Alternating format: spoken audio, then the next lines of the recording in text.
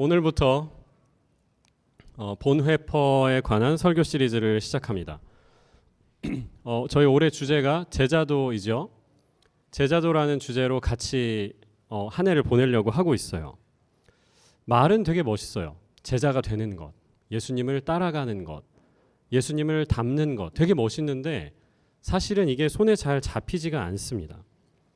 그래서 올해 설교 시리즈 중에 몇 번은 제자도의 예를 보여준 삶으로 제자도를 살아냈던 신앙의 영웅들의 이야기를 전하고 싶었어요. 그래서 여러분 소그룹 이름을 정할 때도 여러분 소그룹 이름 중에 되게 특이한 거 있죠. 그 유관순 그렇죠? 유관순 속회가 있어요. 소그룹이 있습니다. 장기려 이런 속회도 있고 본회퍼도 속회 이름 중에 하나예요. 그분들의 신앙의 유산을 우리가 따라가 보자. 그분들의 삶을 좀 배우고 제자도가 뭘까 더 생각하는 기회로 삼자 이런 취지에서 한 거죠. 그래서 오늘은 이번 한 달은 본회퍼라는 사람에 대해서 이야기를 나누면서 제자도의 의미를 다시 생각해 보려고 합니다. 영국의 런던에 가면 그 웨스트민스터 애비라고 사원이 있죠. 거기 벽면에 유명한 조각이 있습니다. Modern Martyrs, 현대의 순교자들이라는 작품이에요. 이 작품은 기독교 신앙을 실천하다가 목숨을 잃은 10명의 순교자 상을 이렇게 쫙 포함하고 있습니다. 초대교회나 로마 제국 시절에 믿음을 지키다가 죽었던 사람들 말고 우리 현대 사회에서 그렇게 멀지 않은 과거에서 죽었던 이들을 기리는 작품이죠. 이 10명의 순교자 명단에 본회퍼 목사도 이름을 올렸어요. 지금 왼쪽에서 보실 때 7번째인가 6번째인가 그 인물이 본회퍼 목사입니다.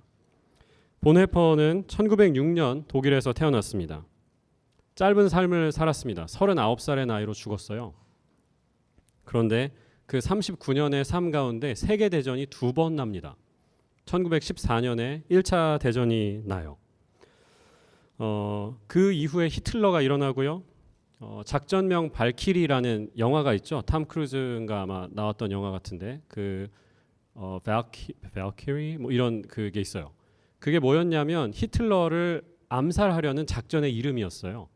그걸 소재로 만든 영화이고 본회퍼 목사도 이 작전에 가담합니다.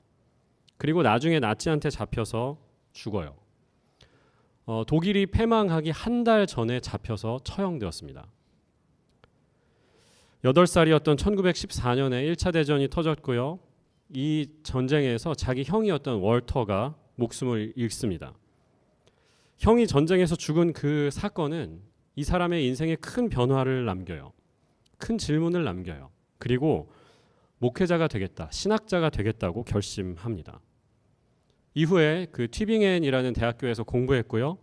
신학을 공부하신 분들은 한 번쯤은 들어봤을 만한 아돌프 폰 하르낙이라는 사람이 있는데 그 사람의 제자였어요. 그 밑에서 공부하고 목회자, 신학자의 길을 걸었습니다.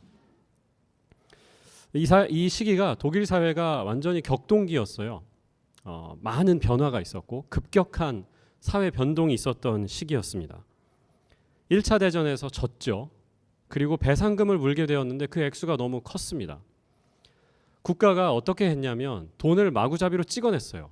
일단 뭐 내면 다니까 돈을 마구 찍었습니다. 그러면서 인플레이션이 되게 심하게 왔어요. 전쟁에서 1차 대전 4년인가요? 그 기간 동안 200만 명의 젊은이들이 죽었습니다. 어마어마한 숫자죠. 그 숫자의 젊은이들이 죽어서 사람들은 슬퍼하고 있었고 가족 멤버들을 잃은 거죠. 그리고 패전국이라는 그 오명을 쓰고 처벌을 받고 경제는 엉망진창이 되고 이런 시대였어요. 그러는 와중에 1929년에 미국에서 뭐가 있었죠? 대공황이 있었어요. Great Depression. 그러면서 그 여파가 유럽 전역으로 퍼지면서 또 다른 악재가 된 겁니다. 이 상황에 일어났던 게 히틀러죠. 히틀러가 일어나서 사람들의 마음을 사로잡았습니다. 우리가 기억해야 하는 것이 있는데 히틀러는 쿠데타를 일으킨 적이 없어요. 힘으로 뭐 계엄을 하거나 그런 적이 없습니다. 선거를 해서 합법적인 방법으로 당선되었어요. 독일인들의 그 슬프고 억울하고 아픈 분한 마음을 이용한 거죠. 여러분, 강한 독일을 다시 만듭시다. 우리 독일 민족의 우수성을 전 세계에 다시 알립시다 하면서 그 메시지가 독일의 젊은이들, 특히 독일의 많은 사람들의 마음을 사로잡았습니다. 전쟁에 지면서 스크래치 났던 이 자존심을 애국이라는 논리로 다시 다잡으려고 한 거죠. 그때 히틀러가 주장했던 것 중에 하나가 이 독일 민족의 우월성입니다. 우리가 나치 당이라고 부르잖아요. 근데 이 나치라는 말이 그 당 이름이 원래 나치오날 소치알리스티셰라는 당이었어요. 이걸 영어로 번역하면 National Socialism Party입니다. 그러니까 국가주의, 사회주의 당을 만든 거죠. 근데 그 이름이 기니까 앞에만 따가지고 나치라고 한 거예요. 민족주의, 국가주의를 앞세우는 당을 만든 거죠. 그러면서 아리안 인종이라는 개념을 가져왔습니다. 아리안 민족이 이 세상 모든 민족 가운데 가장 우수한 민족이라고 얘기했어요. 북유럽, 게르만계 출신이면서 금발에 눈이 파란 사람들이 아리안족인데 이 사람들이 머리가 제일 좋고 이 사람들이 신체 능력도 제일 뛰어나다라고 한 거죠. 그러면서 이 아리안 민족이, 아리안 인종이 인류 문명을 만든 존재다라고 주장을 합니다. 그와 동시에 진행된 것이 유대인 악마화였죠. 히틀러는 유대인들을 희생양으로 삼으면서 독일인들이 우월한 것을 강조하려고 했어요. 거짓말을 퍼뜨리는데 독일 경제 위기의 원인이 유대인들 때문이다 라고 이야기했고요. 저 사람들은 경제를 망치는 공산주의자들이라고 얘기했고 우리 우수한 아리안 민족의 문화를 오염시키는 그런 존재들이라고 이야기했어요. 사실은 말도 안 되는 이야기인데 패전으로 상처난 이 독일인들의 마음속에 이게 울림을 주는 거예요. 여기까지 황당한 얘기인데 이 젊은 본회퍼 목사가 참을 수 없었던 게 있습니다. 독일 교회가 이 주장에 말도 안 되는 주장을 같이 강조하는 거예요. 독일 교회는 히틀러가 하나님이 보낸 사람이다라는 식으로 설교했습니다. 나치의 선동에 가담했어요. 같이 섰어요. 유대인 혐오에도 동조했습니다. 저 유대인들이 우리 예수님을 죽인 사람들이야 하면서 이 독일 교회 안에 어떤 움직임까지 있었냐면 구약 성경을 우리 이제 없애야 된다라는 움직임까지 있었어요.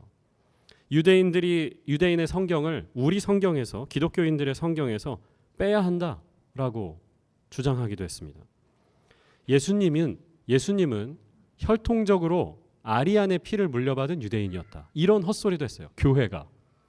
그래서 이때 Aryan Jews라는 개념이 나옵니다. 그래서 예수님은 아리안 유대인이고 우리가 지금 죽이는 그 사람들은 다른 유대인들이라고 이야기를 한 거예요. 황당한 주장이죠. 유대인들을 악마화하고 저 사람들을 죽여도 괜찮다는 그 토대를 교회가 만든 거예요. 갑자기 오늘 예배에 왔는데 지금 내가 독일 역사 공부를 막 하고 있는 그런 느낌이 드시죠? 네. 이런 상황에서 본회퍼의 사상과 신앙이 생겨난 겁니다.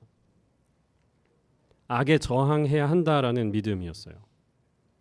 민족주의가 우리한테 굉장히 어필링 할 수 있어요. 그런데 지도자 한 사람보다 우리의 진짜 지도자는 예수 그리스도밖에 없다라는 생각이었어요. 나라 전체가 그 길로, 넓은 길로 가고 있는데 자기는 끝까지 예수님을 따르는 좁은 길을 걷겠다고 한 겁니다. 오늘 본문 24절에 예수님께서 말씀하십니다. 우리의 올해 주제 말씀이기도 하죠. 누구든지 나를 따라오려거든 자기를 부인하고 제 십자가를 지고 나를 따라와야 한다. 25절에 계속하시죠. 자기 목숨을 구하고자 하는 사람은 잃을 것이다. 그러나 나 때문에 자기 목숨을 잃어버리는 사람은 되찾을 것이다 라고 하세요.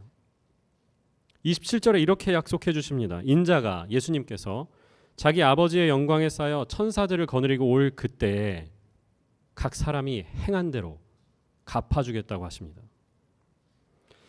예수님을 위해서 가장 소중한 것을 포기한 그 사람은 반드시 그 행한 대로 상을 주시겠다라는 약속이에요. 잠시뿐인 잠깐뿐인 지금 이 땅에서 그것을 잃더라도 하나님의 나라에서 영원히 찾으리라는 약속이죠. 본회퍼가 이것을 값싼 은혜, 값비싼 은혜라는 개념으로 정리했습니다. Cheap grace versus costly grace라고 했어요. 본헤퍼가 쓴 대표적인 책이 이제 한국어로는 나를 따르라, 독일어로는 nachfolge라는 책으로 나왔는데 이 책에 이런 대목이 있습니다. 값싼 은혜는 회개 없는 용서의 설교이고 공동체의 징계가 없는, 여기 이제 영어 부분 discipline입니다. 그러니까 공동체의 어떤 그 징계라기보다는 훈련, 이게 없는 세례, 죄의 고백이 없이 받는 성찬이다. 값싼 은혜는 본받음이 없는 은혜, 십자가 없는 은혜, 살아계신 그리스도나 사람이 되신 예수가 없는 은혜다 라고 얘기해요. 값비싼 은혜에 관해서 costly grace에 관해서 이렇게 이야기합니다. 값비싼 은혜는 밭에 숨겨진 보화이고 귀중한 진주다. 성경에 예수님이 쓰신 비유죠. 그 보화를 얻으려고 가진 모든 것을 팔게 되는 값진 것이다. 값비싼 은혜는 그리스도의 왕권이다. 사람들은 그것을 위해 자기 눈까지도 뽑아버린다. 값비싼 은혜는 예수 그리스도의 부르심이다. 이 부르심을 받은 제자는 그물을 버리고 자기 모든 것을 버리고 그분을 따른다 라고 했어요. 슬기로운 의사생활이라는 드라마가 있었죠. 그 시즌 1이었나요? 2였나요? 그런 대목이 있었어요. 간 이식을 받은 환자가 나옵니다. 나이가 지긋이 드신 이제 중년의 그 할아버지가 나오는데 간 이슈로 쓰러졌어요. 그런데 첫째 딸이 자기 간을 아버지에게 이식해 줬습니다. 그런데 그 아버지가 어떻게 하나요? 원래 간 이식을 받고 나면은 스시 같은 거 먹으면 안 됩니다. 술, 담배 절대 안 됩니다. 그런데 간 이식을 받고 나서 술을 마셔서 간이 다시 망가집니다. 그래서 둘째 딸이 이번에는 간 이식을 또 해줘요. 그런데 술을 또 마시고 의사한테 왔어요. 이 장면이 있었어요. cheap grace versus costly grace에 대한 너무 좋은 예화라고 생각합니다.